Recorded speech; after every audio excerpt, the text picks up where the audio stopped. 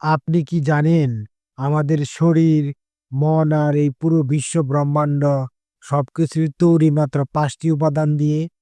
এই ৫টি উপাদানকে বলা হয় পঞ্চতত্ত্ব। আজ আমরা জানব পঞ্চতত্ত্ব আসলে কি এবং এর গভীর আধ্যাত্মিক তাৎপর্য কি। হিন্দু দর্শনে বিশ্বাস করা হয় যে সমগ্র সৃষ্টি গঠিত হয়েছে ৫টি মৌল উপাদান দিয়ে।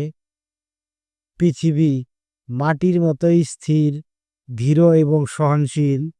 আমাদের শরীরের হাড়, পেশি, দাঁত সবই পৃথিবী তত্ত্বের প্রতিফলন।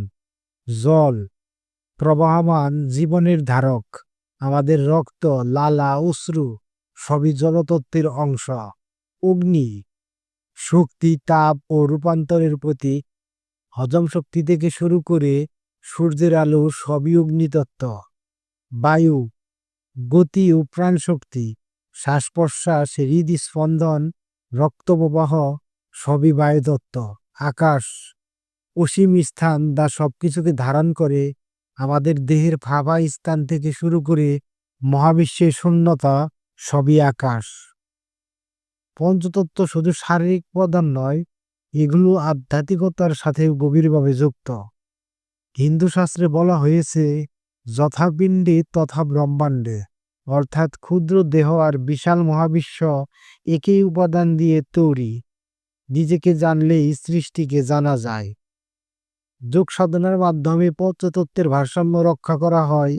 ধ্যান, প্রাণায়াম ও আসনের মাধ্যমে প্রতিটি তত্ত্বের শক্তি শুদ্ধ করা সম্ভব। মৃত্যুর পর শরীরের উপাদানগুলো প্রকৃতিতে ফিরে যায়। মাটি মাটিতে, জল জলে, অগ্নি অগ্নিতে, বায়ু বায়ুতে, আকাশ আকাশে। কিন্তু আত্মা অমর থেকে যায় এবং নতুন জন্ম লাভ করে।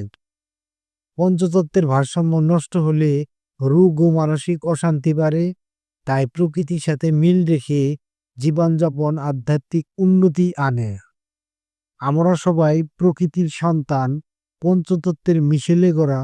যদি এই ৫ উপাদানের সাথে সঙ্গতি রেখে চলতে পারি, তবে দেহ সুস্থ, মন শান্ত আর আত্মা পরিপূর্ণ থাকবে।